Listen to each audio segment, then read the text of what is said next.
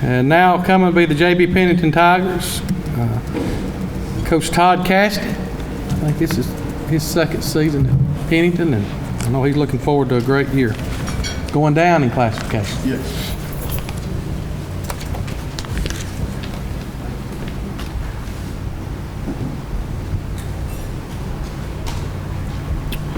I just want to say thank you so much. As everybody else has said, it means a lot to us to be able to do this.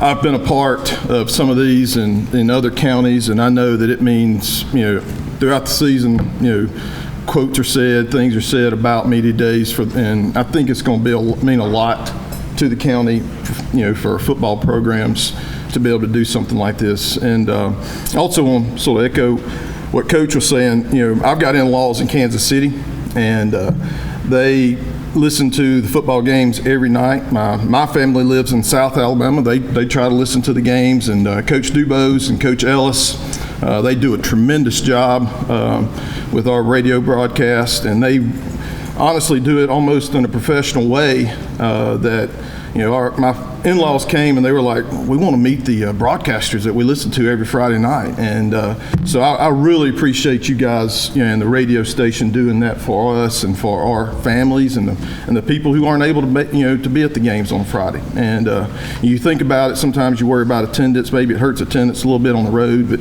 I didn't see that at all this year. So it's great for us. I'm gonna do it a little bit different. I'm gonna let the guys talk, say a few things, and I'm gonna say a few things after them. First player is Bailey Dempsey. First off, I just want to thank everybody for the opportunity to be here. It's a huge honor for us to represent our school. I'm Bailey Dempsey, number 22. I play running back and corner, and all I got to say is it's a great time to be a JB Pennington Tiger.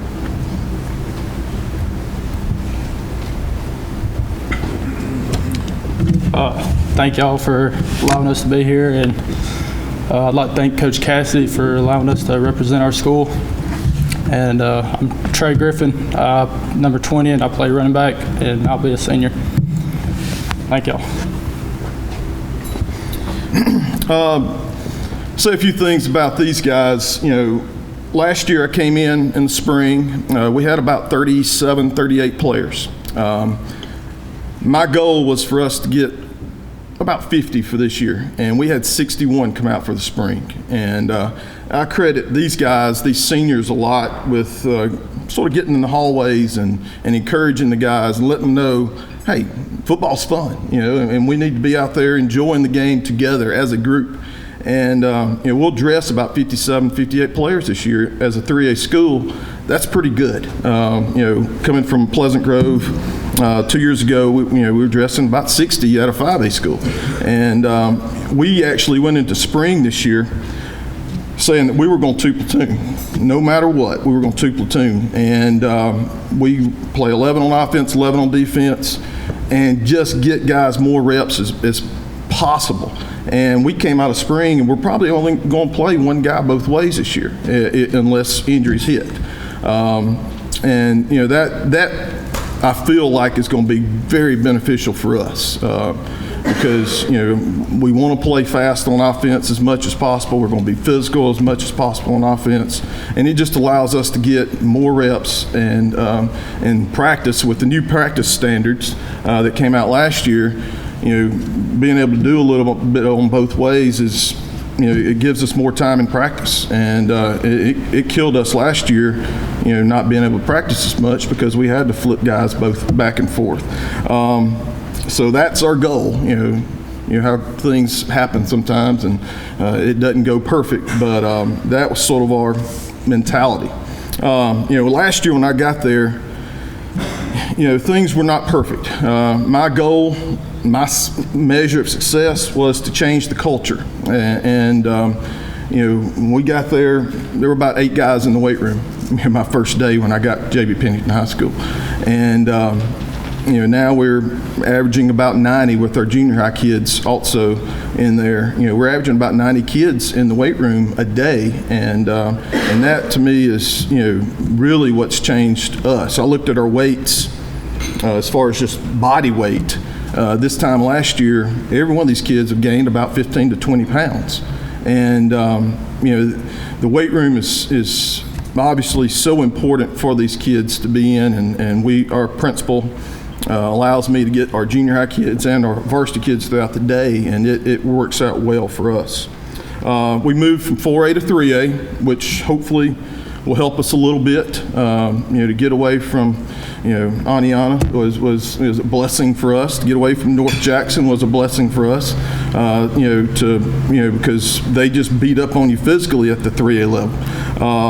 Now we are playing 2 5As in our non-region games. And I feel like at week 1 with Boaz, and then week 10 with Douglas, it just worked out well for us to be able to play those 5A schools.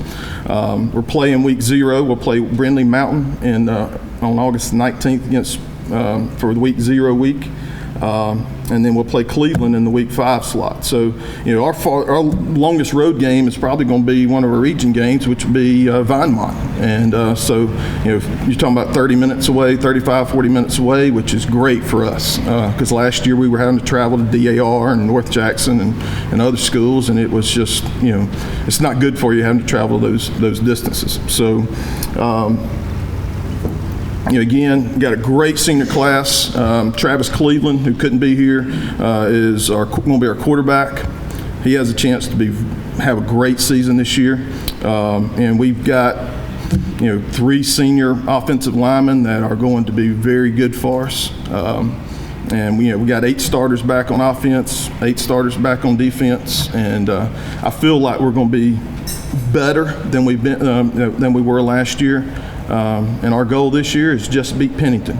Last year we hurt ourselves so much in different areas throughout the games, and this year every play we're just beating Pennington. So if we can beat ourselves first, then hopefully we can turn the other part of the game into wins against other opponents. So, any questions?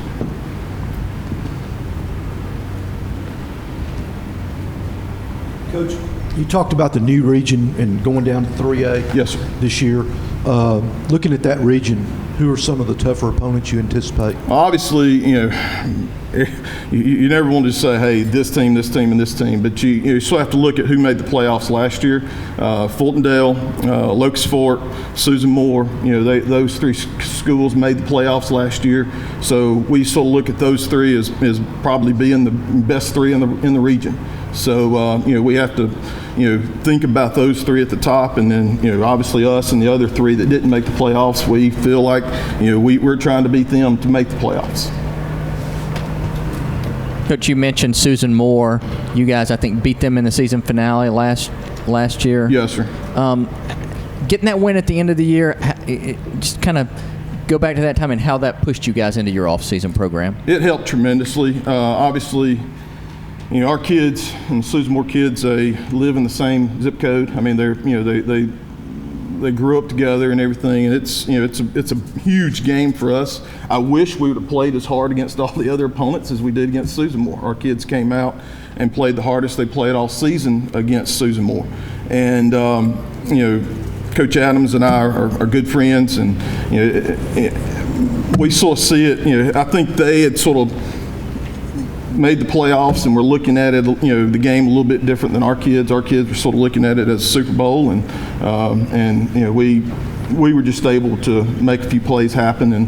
But going into the offseason, I told our coaches after the game, I said that was the best thing that could happen for us, because now our school, our community felt like it was things were moving forward for us and advancing the way it needed to advance.